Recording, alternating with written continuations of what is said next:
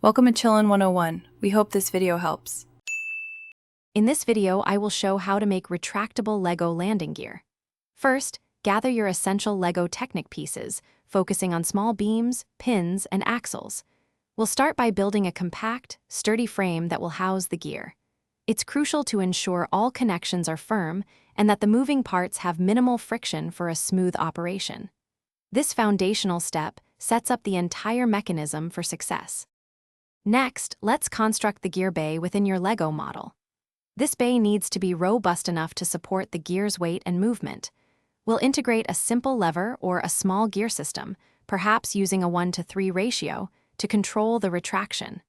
Remember to leave ample space inside the bay so the gear can fully retract without snagging, ensuring a clean, flush fit.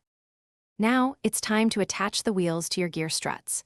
Select small, durable Lego wheels that fit your model's scale. Connect a simple axle or a worm gear to the retraction mechanism, allowing for easy manual operation.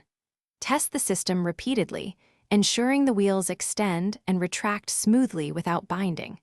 A well-aligned system will operate with minimal effort, providing reliable performance.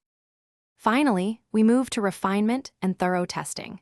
Reinforce any stress points in your design with extra Technic pins or beams to prevent flexing. Adjust the gear's travel distance precisely, ensuring it sits flush when retracted and extends fully when deployed. Confirm that the gear locks securely in both the up and down positions, providing stability. This final polish guarantees a robust and functional landing gear system. Thanks for watching. Consider subscribing if we helped you.